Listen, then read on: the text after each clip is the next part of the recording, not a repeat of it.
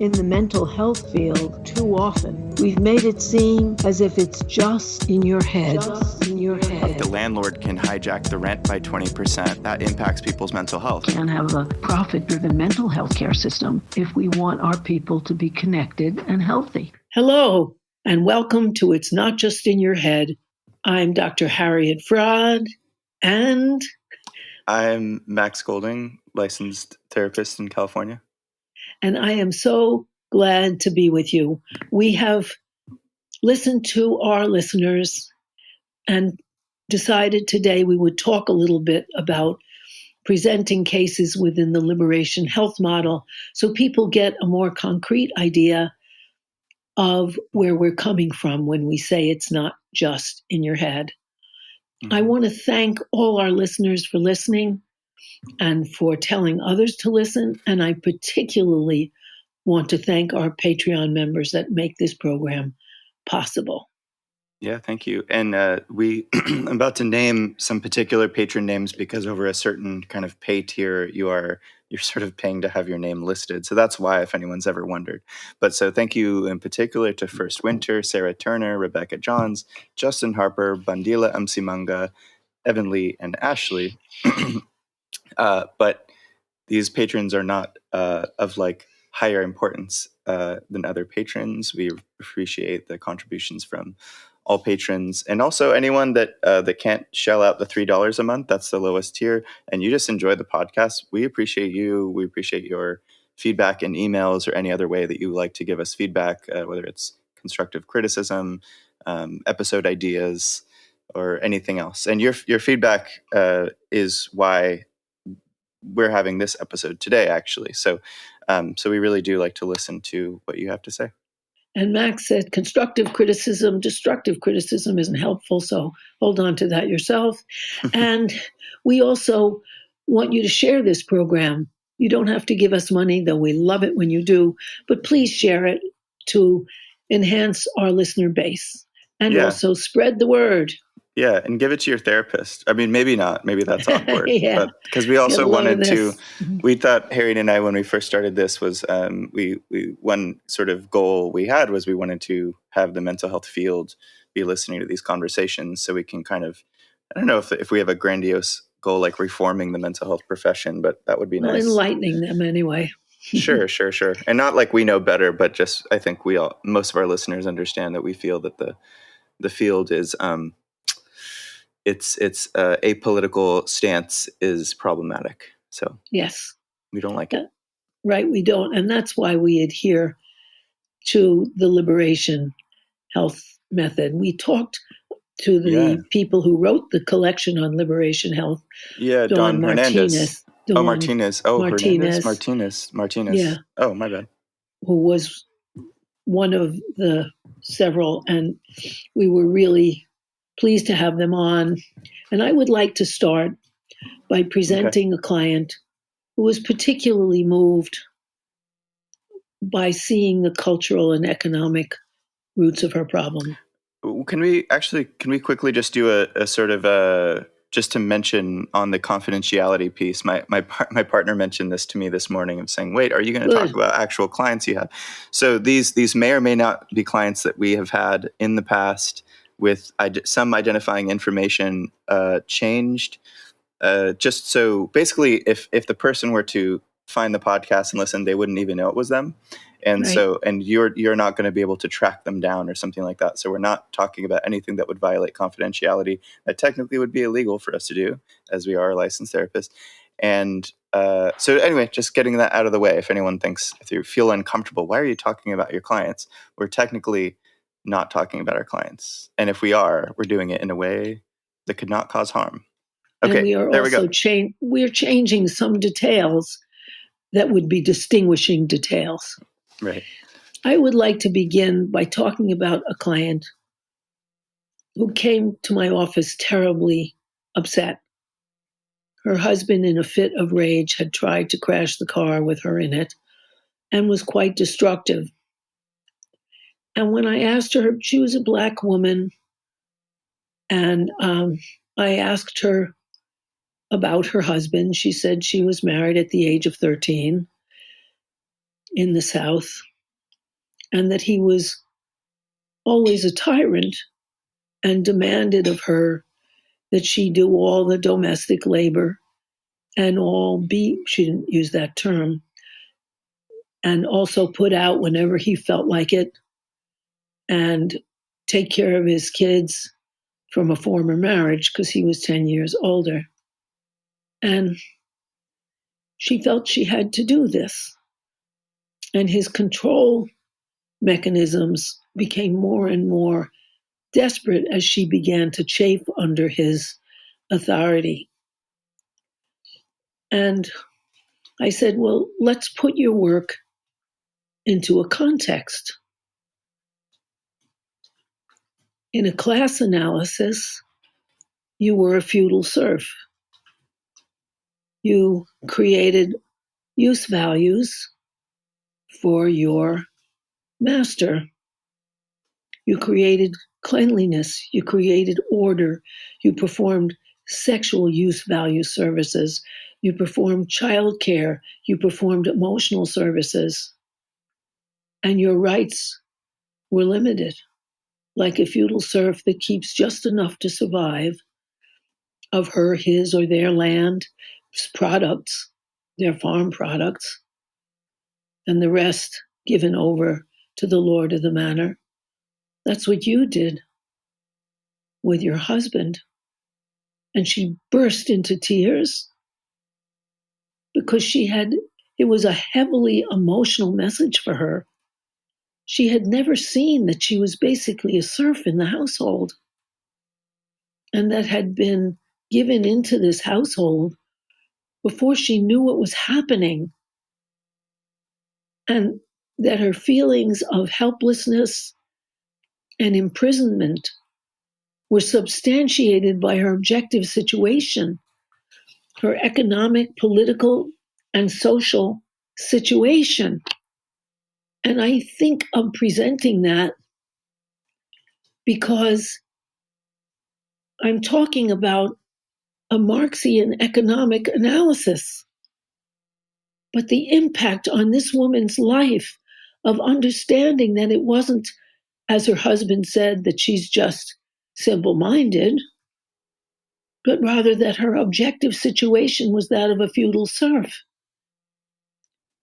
in a modern period. And of course she wanted to escape. And his machinations of control became more and more desperate because he isn't a feudal lord and he doesn't have the right to imprison her. And she does have options.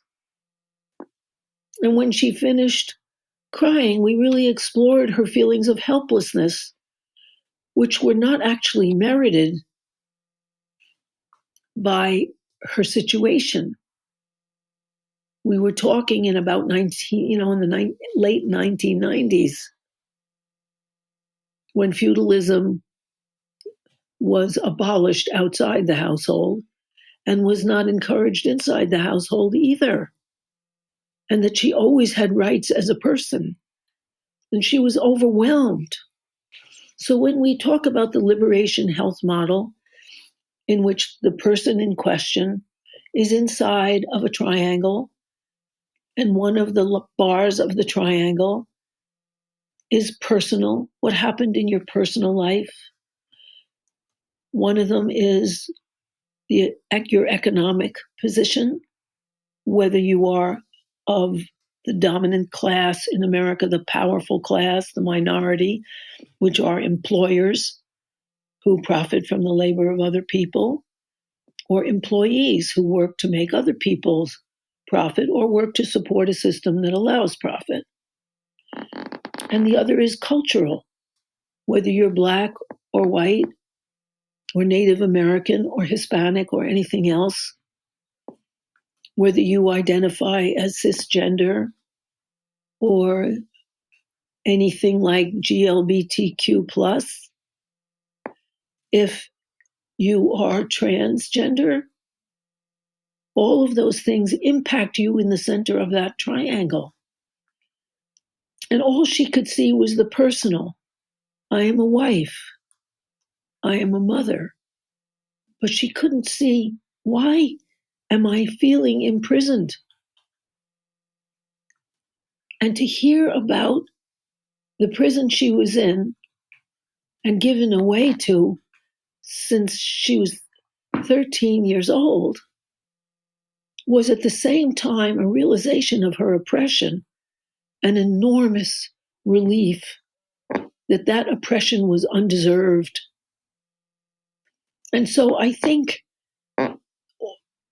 part of the reason for the liberation therapy triangle is really that it's more of a model of swirling lines forming one another and forming the individual in the center, because her race also influenced her being married in the South at a, below legal age, and her not learning the kind of skills people learn in a good school system or learning her rights as a human being, and being in the South, which is particularly racially oppressive, and being of the female gender, trained in subservience in many cases,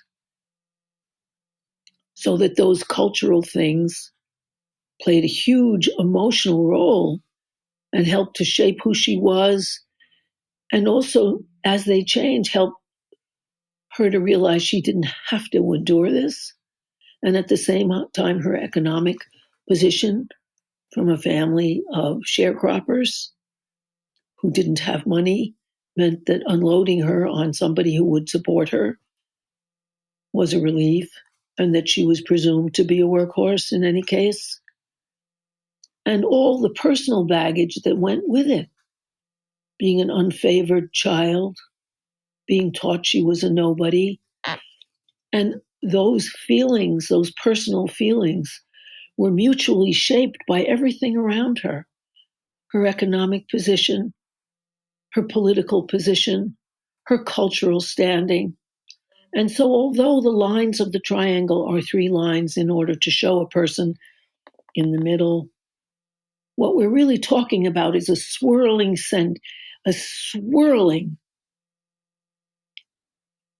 force of interacting and mutually shaping forces that put her in the awful position she was in.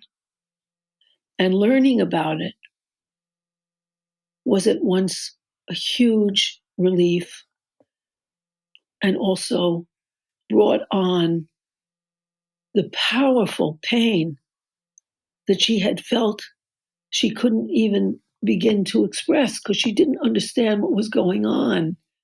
And seeing it made it so much more real. That's one of the things that understanding and can do. Now, of course, therapy isn't only intellectual and cognitive understanding, it's the sensation that went with the understandings. And her sensations of imprisonment and pain were released when she knew that she was in an objectively oppressive position. So there you can see the lines or the swirling forces of your economic and class position, whether you work to make someone else rich in the household or at home. And I ought to say here, her feudal position was an economic position because she was creating use value for her husband, who appropriated that value and decided how to deal with it. If he wanted her to take care of his old parents, okay, or his children from a former marriage, he decided what to do with her labor, not she. Can I ask a question? Sure. Because I think it's super interesting that you brought sort of Marxian language. I guess for any listener that isn't familiar with like the use value and exchange value concept, could you actually explain that briefly? Of course. Use values are things that you create for another person's use. They're not sold on a market. They're not exchanged for money or anything else. So the feudal serfs in medieval age worked to produce crops, and they gave over a share to the lord of the manor, who decided that share.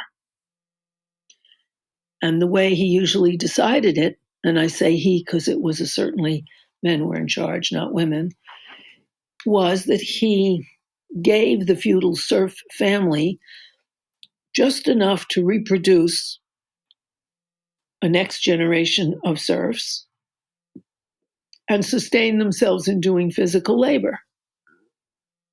And just as now in the capitalist system, you have exchange value. People work and are given a wage. With that wage, they can exchange their money for goods and services because we live in a capitalist system of exchange. And people work, an employer hires someone, and if he wants to stay in business, or she does, or they do, then sure to give that worker less than they can get from the worker's labor, or else they're not a quote good end quote business person. And so when I say exchange value, I mean work for exchange, for money, or even for goods. But in this case, it's use values because the feudal serf doesn't get a wage, doesn't work in exchange for money, but rather for the ability to keep some of the crop for his, her, or themselves. Whereas someone who works in a capitalist workplace works for a wage, which they can exchange for whatever means possible to stay alive. And that wage depends on what people organize for, what they push for, which will sustain which quality of life. Does that make sense? Am I explaining it coherently? I think so. I think my understanding is, so if we thought of a hammer, the use value of the hammer is what it's used for, and the exchange value is what you'll exchange it for, usually in monetary terms. So I never quite thought of, I like this sort of the gender analysis of this, where certain things that say in the traditional sense that women will do, this concept of emotional labor or sexual, all those things, that there's a sort of use to it, that it's not, there's no money flowing back and forth or something like that between husband and wife or boyfriend, girlfriend, but that you're kind of breaking down that what she's being used for essentially from the other person in this totally unequal exchange isn't being, basically she doesn't get a say, she doesn't have control over it, and she's just sort of playing a role to essentially be used by someone who is in this, I mean, it's a metaphor, but you're not actually speaking in total metaphors and talking about the feudal or serf, feudal lord relationship, that you're saying it's a sort of pass me down that in this case was like literally happening. So I just think that's really fascinating. It is. And, one of the things that this shows is that Marxian class analysis is not something that just takes place at the workplace. You always have to ask who's working for whom and who's getting the benefit. And that question can be asked at home, and it could be asked in any and every place you want to take it. So in that interpretation of class and Marxism, which is the new Marxism, it's called, or Marxism without guarantees because there's no rigid formula, that Marxism is much more versatile. And so that this woman who lived in the 20th century could see herself as a feudal serf, powerless against someone who assigned himself the lord of the home manor. And they used to say a man's home is his castle. And in this case, he took it seriously. And I always think it was the name of a chapter I wrote in a book. For every knight in shining armor, there's a castle waiting to be cleaned. Because that idea of the man as the head of the, that his house is his manor was quite routinely practiced. And that is changing with the advent of women's liberation with the capitalist abandonment of American workers taking their jobs to China and so on, the end of the family wage that could support a feudal wife.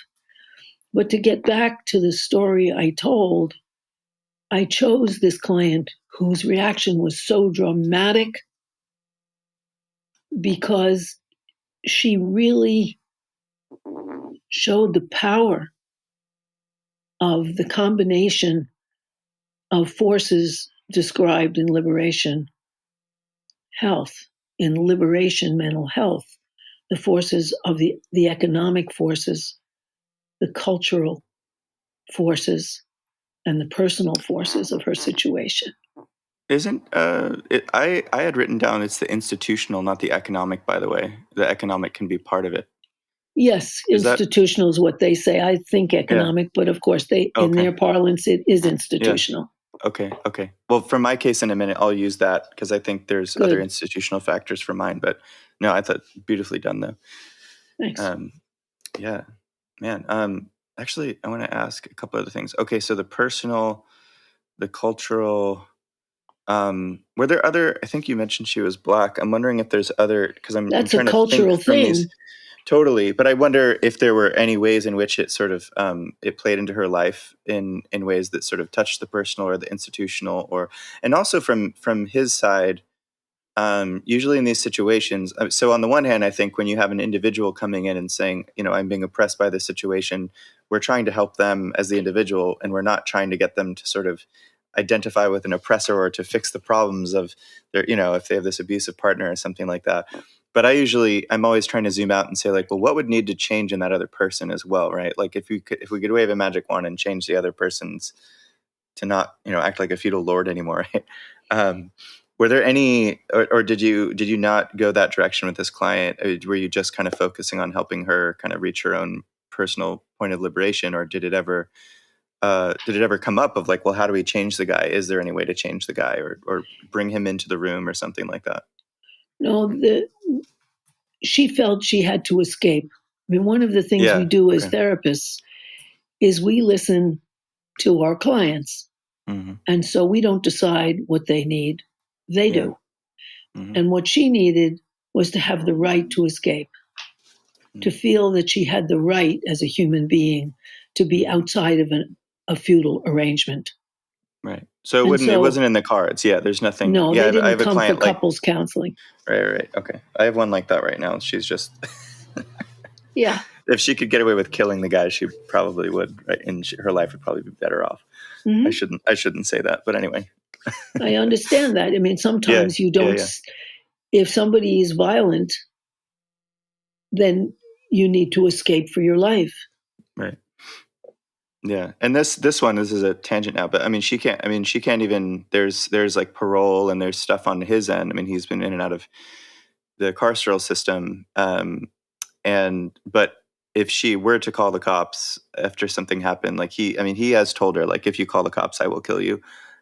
So she actually would probably be dead if she tried to do the most sort of institutionally recommended approach to the situation. So, and if like for listeners, if that sounds crazy, that's like super common, by the way, in domestic violence situations. It sure is. And you can have a restraining order, but people can break right through that restraining order and kill you. Right. And she didn't feel empowered. She felt so frightened, as your client seems to have too, that this is not a case for negotiation, because negotiation requires two willing partners, and there weren't. Mutuality and some sense of insight on the other person's part, to have some sense, even just a basic level of understanding. Oh, I have a problem. I keep doing this. I have, I'm addicted to hurting the person every single time. I can't control myself, I need help. You need that. Yeah. If you don't have that, then it's never going to work. Yeah. No, people who are too far gone can't see themselves as participants in their problems. Right. They are always the victim. Yeah. And the clearest was, Trump is a clear example of a terrible exploiting oppressor who is always the victim. The Nazis claimed that they were the victim of the Jews who were raping their children and exploiting them.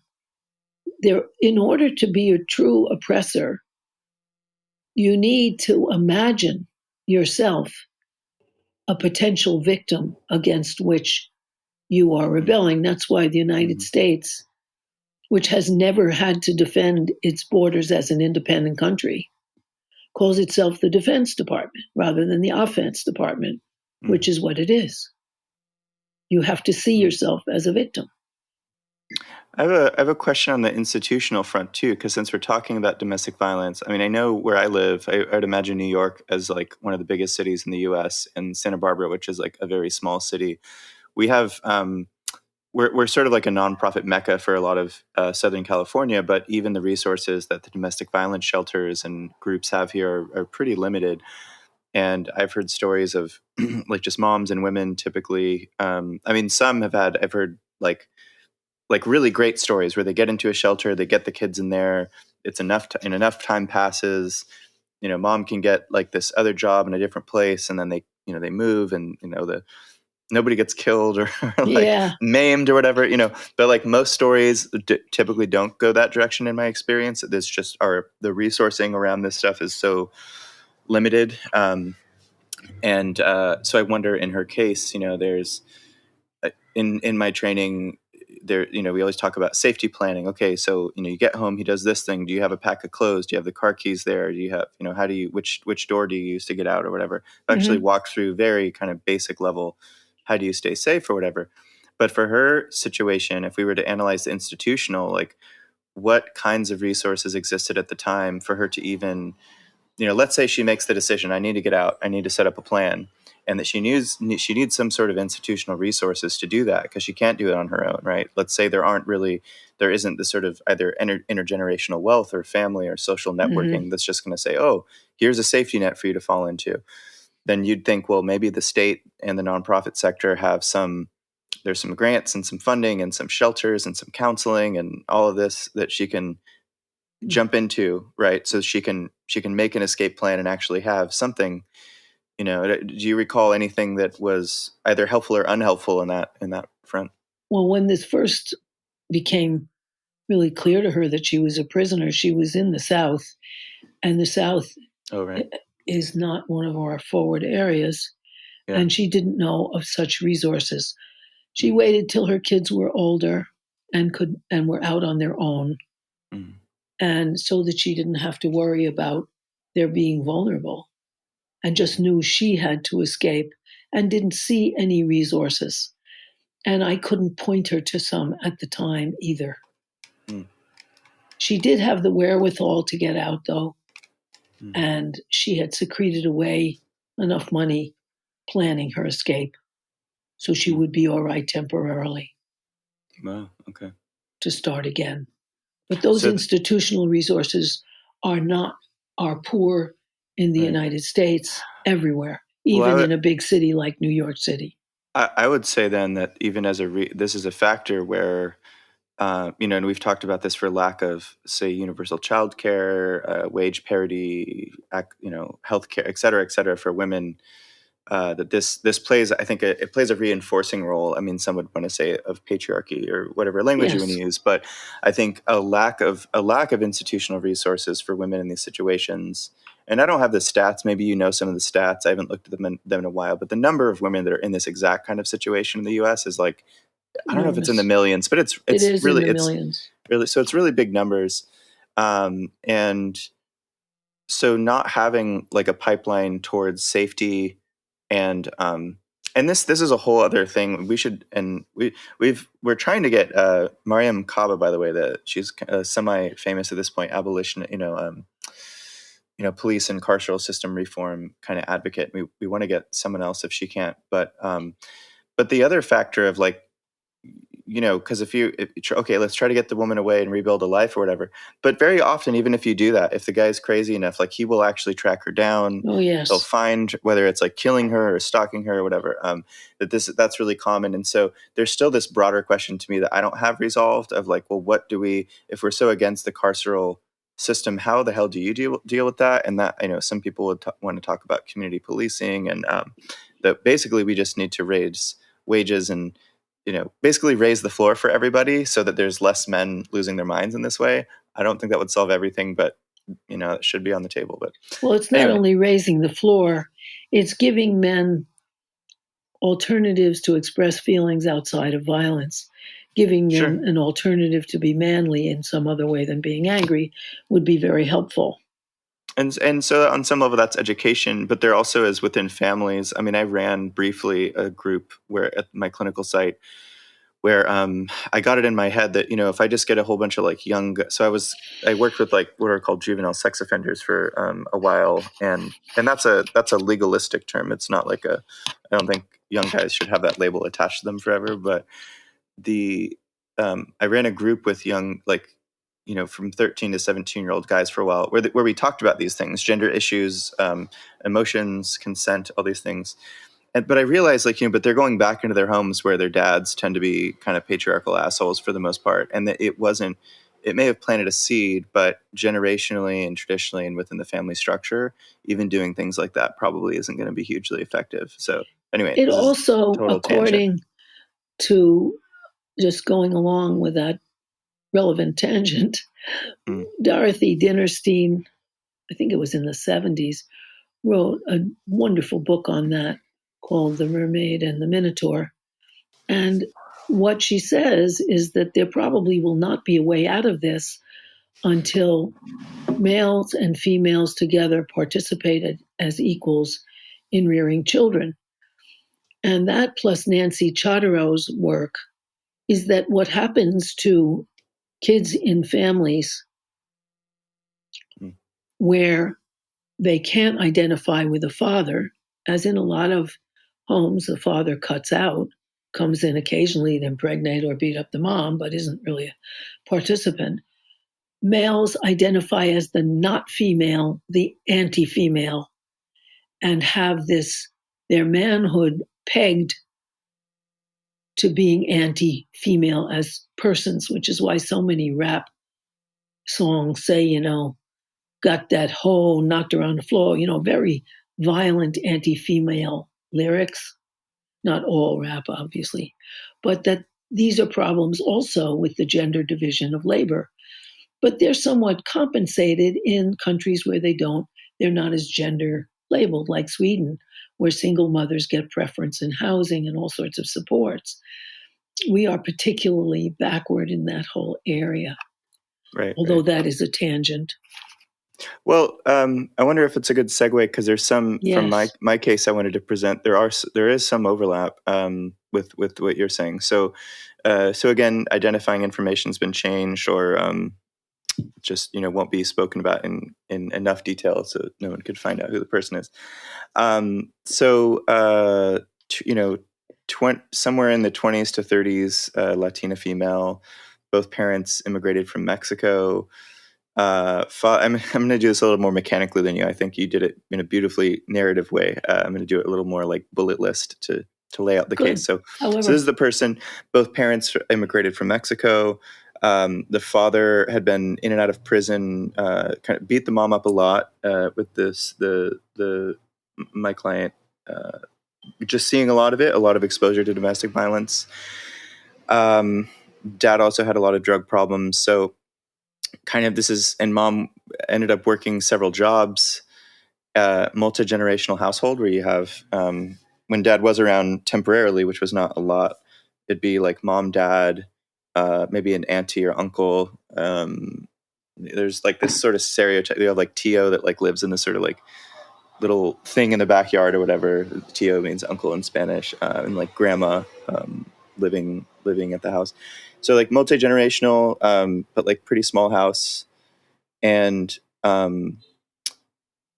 we're actually, there's like a relative, not like a ton of gang violence, but some amount of violence in the neighborhood, some specifically gang violence. And the client actually came in mainly with, historically there'd been, let's see, I'm thinking how to modify that. So long story short, qualified for PTSD, like what do you got to put on the insurance form? Mm-hmm. Very much applied. From like the intrusive symptoms of whether it's flashbacks, memories, whatever, to what do we call avoidance symptoms of avoiding people's, places, things, ideas, TV shows, music, things that remind of various things that have caused trauma. So, but the main thing was that actually had to do mostly with the boyfriend who was controlling, didn't listen, was very invalidating. And her just trying to kind of figure out how to not feel so stuck and like trapped in the relationship. The relationship wasn't like super abusive or anything, but it just felt constantly like she was overreactive and crazy and overly sensitive and stuff, and that he was like always right about things. And but as I got to know her, this history, her history just seemed really really relevant to me. And so I'll just also, in a maybe a little more bullet listed kind of way, the personal aspects of this, again, remind that we're doing the liberation health triangle. We got their problem in the middle, and then you have the personal, the cultural, and the institutional as these 3 points. And Harriet focused mainly on the economic.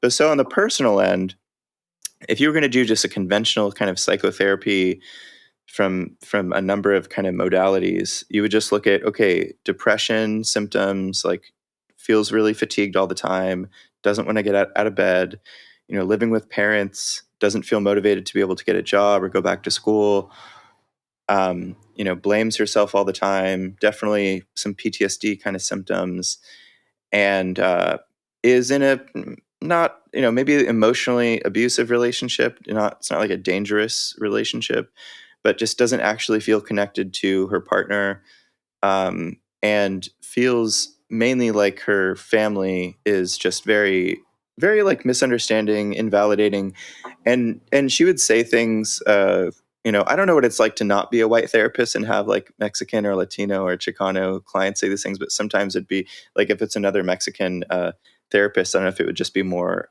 quicker, easier rapport. She'd be like, "Oh, well, they're super Mexican, and so X, Y, and Z," and so bleeding into the cultural, it'd be like, "Oh, well, they're really Mexican, so she just like she doesn't actually think like mental health is a thing. She doesn't think." She just thinks there's something wrong with, she doesn't believe in therapy or anything. It's just, there's something wrong with me. And so she's like always yelling at me and, telling me there's something wrong with me. But so also in that world, and also both of them coming from relatively rural parts of like in traditional parts of Mexico, that's a thing I run into a lot with clients, where it's, and there's these terms, there's like assimilation, there's acculturation. I think there's some other terms, but specifically for like Latino immigrants, this is a really common struggle that those who are not immigrants those of us like myself and Harry who aren't immigrants, we probably don't, it's harder for us to understand experientially.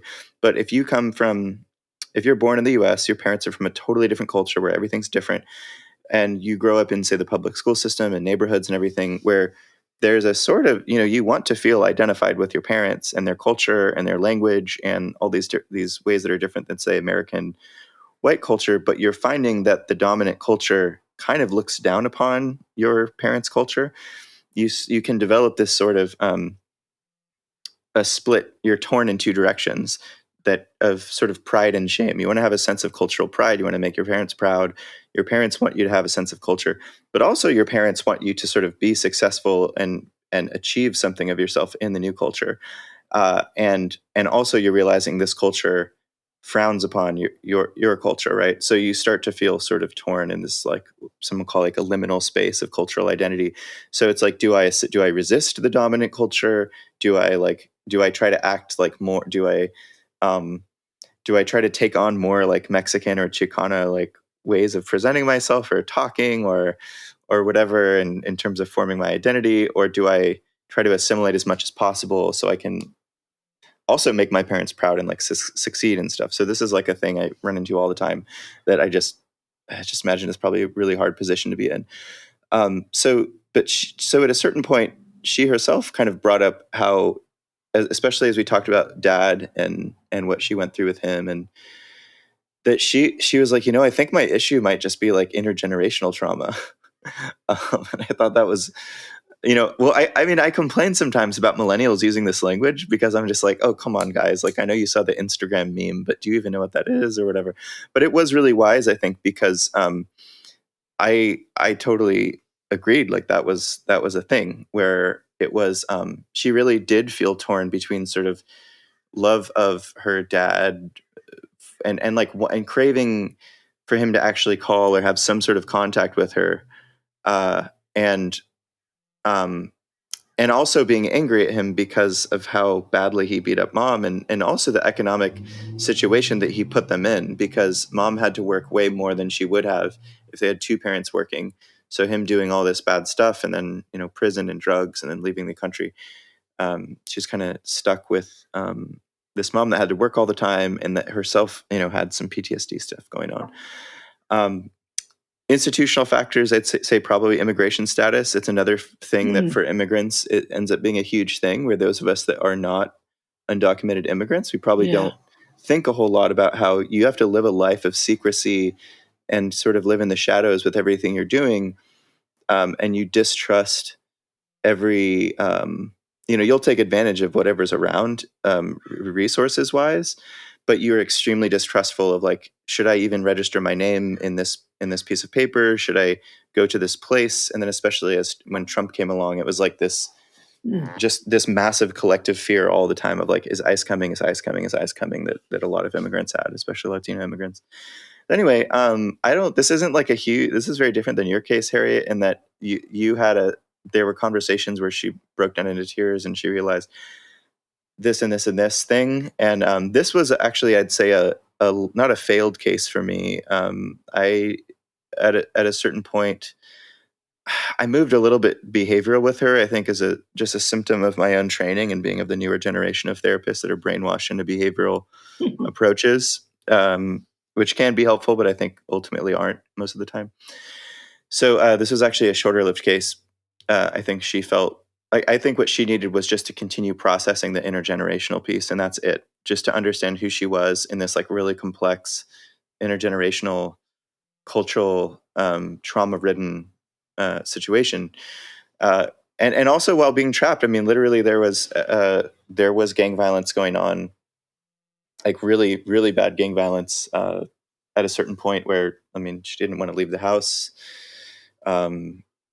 And it was understandable. So in terms of trying to motivate her to, get up and do stuff, well, she didn't feel safe in her home, in the neighborhood, like really anywhere. So this is just I think if I could have redone it, I would have just focused, I think, more on, like, an almost more like Rogerian or client-centered or existential kind of approach of just really just listening and asking a lot of open-ended questions about her experience in her family, what she meant about the intergenerational trauma, and not tried to help her solve problems like getting a job or going back to school or anything like that. I think I moved into that direction, and I think that ultimately severed our trust, actually, kind of badly. I moved into problem solver, which was unhelpful. So anyway, this is my confession, my, like, bad therapist confession case, I guess. But did you have any comments on any of from the Liberation Health model on this one? Yeah, well, this one is very much the social, because the fact that she's an immigrant, and the fact if she were illegal, or people who surrounded her were, she wouldn't be going into a battered women's shelter where she had to give information. Mm-hmm. And that means that the social services that are available aren't. Right. And the protections, inadequate that they aren't there. Mm-hmm. So you're living in a society outside of its few protections, which makes you much more vulnerable. But also that the gender stereotyping, where the woman is supposed to put up with everything and stay faithful to her man, even though when your man is in jail for a federal offense, you can get an automatic free divorce. And I don't think she would have taken that. Well, and that option. was her father who was, but so the mother could have done that. Right. And stopped supporting him. Well, but maybe, and this is where I think the institutional and the cultural really blend. And if you're undocumented, there's going to be both. There's going to be if you're undocumented, there's the institutional barriers, but then culturally, I think there develops a general distrust. And also, I'd say, like, in all this sort of hot use of the term mutual aid. I mean, I actually think, like, in a much more organic and required way, immigrant communities thrive off of mutual aid, in that, okay, if we can't rely on the government or X or Y or Z or such and such nonprofit, we have to rely on each other. And so you become a lot more interreliant, and just within those who are like also monolingual Spanish speakers, or those who seem like culturally trustworthy to you. Something else, just as a Marxian thing, so I didn't really think of this before, but this concept of the reserve army of labor, or reserve, the surplus army of labor, sometimes it's called, where uh, there's this theory. I don't know if Marx actually talked about this. I never got that far through Capital. Maybe you could speak on this area, but there's this idea that under capitalism, since cheap labor is a requirement for the like mass overproduction of commodities and for capital accumulation, if in our current form of capitalism we can't have slavery on paper, but if you have an underclass, either from they've been incarcerated, if there's an over-policed, over-criminalized kind of population, and Black people, people of color, just BIPOC is like the latest acronym, do tend to fall under this. Although there's plenty of white people in prison and with legally questionable histories at this point, but nothing in comparison to, say, Black Americans. But for the undocumented immigrant community as well, capitalism really needs this quote unquote illegal immigration, like input into the nation state to exploit. And so both the parents from this family were subject to that reserve army of cheap labor from a Marxian perspective. And that the dad, for the jobs that he did have, they were just, whatever job he could get, either in the fields somewhere in California, or just like really low wage kind of menial blue collar work. Same with mom, like cleaning other people's houses, like rich people's houses, or service industry jobs, like or picking crops or something like that. Just some all this stuff that like no middle class person is ever gonna do. So there's another factor for her of just economics that kept her in her place as well, and the parents from being able to do much to change their own situation, which I think, just to add, these are the kinds of things where sometimes I feel bad, in that you get someone that's like this. She was like nearly 30 years old, and that her sort of prospects, if she were to, if she goes to City College and does this and this, and then if she goes into a trade, like nursing or something like that, she probably is going to fare a lot better. Like, she's able to do these things, If she could get through the training, she would. Well, and if she could get out of her, all this trauma, all this stuff she's sort of saturated from the intergenerational piece, is just, we couldn't get over that. And I wasn't successful at helping her get over it. There's another factor, though, I think we have to consider in terms of the social, because I have a client who really is very much influenced by that. And that's Catholicism instructs women to stay loyal to men no matter how they're treated. And right. The women, I had a male client, whose mother stayed in a really abusive relationship. Mm-hmm. The father was in jail for trying to murder his mistress when she tried to leave, but the mother stayed there ready for him when he came out of jail, because she got the message from the Catholic Church that was her job. Mm. He survived because a neighbor, who was actually his biological father, unknown to the other people there, knew that and took care of him and helped him through school and so on. But we can't, and the evangelical church is much more powerful in the Hispanic community, and their prescription that women must stay in a marriage no matter how abusive, that it is their job to take care of hearth and home, in their parlance, and be there no matter what, is another very powerful force shaping women's victimization as they endure in abusive relationships. Totally. And I think that, blending into both the institutional and the cultural, that can be a really big thing. Although I would say, from my experience, and Latino is such a broad, it encompasses like tons of like nationalities, and it's a really complicated, it's almost not totally meaningless, but it's like not, there's a lot of meaning packed into it that probably doesn't really apply to people we're talking about. Yeah. That's a great way to put it. It's very imprecise. But something that I understand, especially from the Mexican indigenous sort of, for a lot of immigrants, like where I live, for example, there's all kinds of like Mexican Catholic symbolism in certain neighborhoods that what I was kind of educated to understand that much of this is actually indigenous Mexican. I mean, whether it's like there's tons and tons of indigenous languages that are not Spanish. That like even so, when people talk about the Aztecs, for example, they technically derive from people called the Mexica. But there is tons and tons of other indigenous groups all over what we call Mexico today, and that there's a lot of indigenous mythology and stories and everything that's carried through Mexican Catholicism in particular that has. So it's almost like a subversive reappropriation of Catholicism, from my understanding.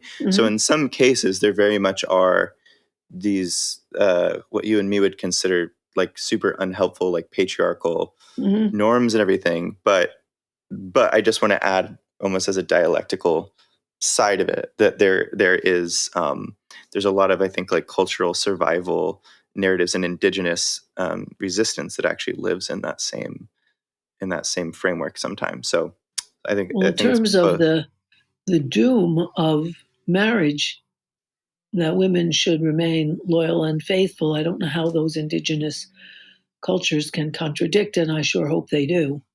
Sure. And I don't know enough about any, and like, one can talk about one indigenous tribe or something and then think they know everything about every other tribe. And I just don't know enough about anything about like indigenous Mexican cultures to like speak on it competently. But in any case, yeah, this was a situation where if I could go back, if we were going to talk treatment planning, it would just be, I think, trying to solve problems in the material and practical far less, and just letting the person process and sort of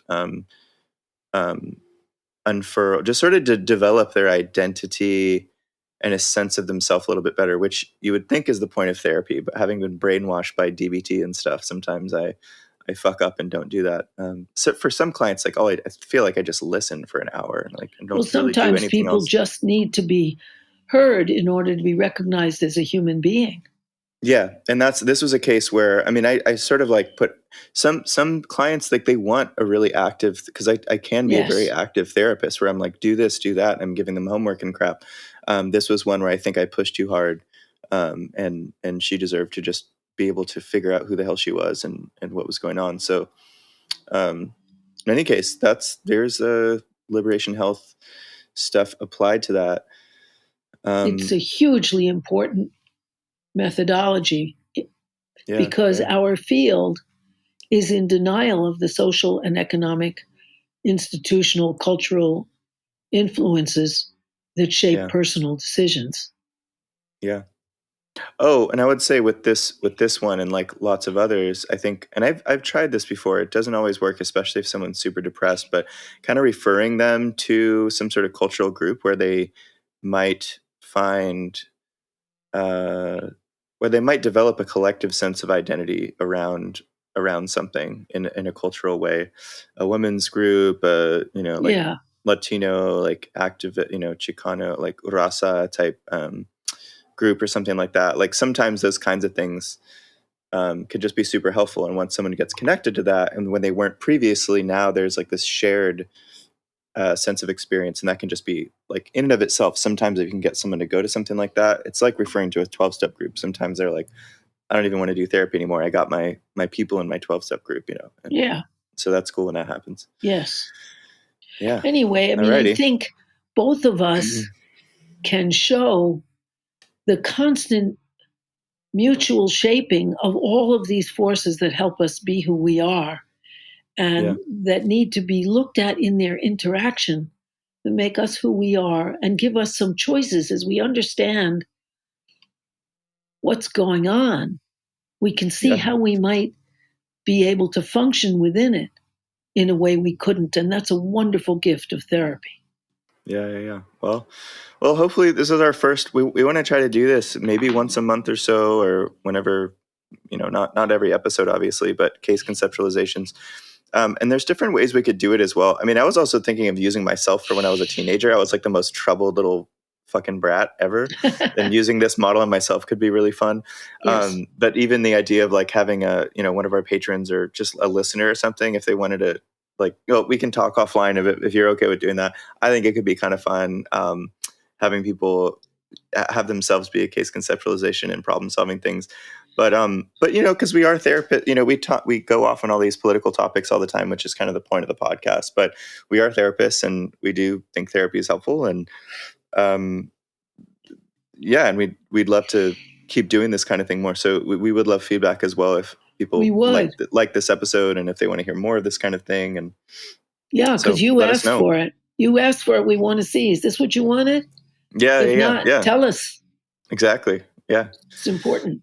All right. Well, all right. Thanks everybody for listening, and hopefully you got something out of this one. So yes, and thank you especially for our Patreon supporters, but thank you to everyone. Yeah. And remember, tell people about the podcast so we can reach people, which is the whole point.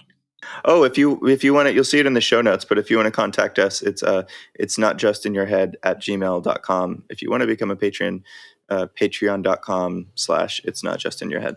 By the way, listeners, if you have enjoyed anything you've heard Harriet say in this program, you will definitely enjoy Capitalism Hits Home, which is a solo program that Harriet does through Democracy at Work, which is a worker-owned cooperative that produces other great programs such as Economic Update with Richard Wolff and the Anti-Capitalist Chronicles with David Harvey. I can't recommend enough that everyone also listen to Capitalism Hits Home if you enjoy It's Not Just in Your Head. Capitalism Hits Home is a sort of broader overhead view. It explores the way that capitalism shapes our personal lives, our psyches, our relationships, our families, and it looks particularly at the sea change in American personal life, as all Americans, but the top 10 or 20% of Americans, have our security and our chance for a future become as precarious as it always was for minorities and families headed by women. It's not just in your head, and Capitalism Hits Home are definitely complementary. And if listeners would like to check out Capitalism Hits Home, Harriet, where should they go to find it? Either on YouTube or Democracy at Work or on my own website, harrietfraud.com.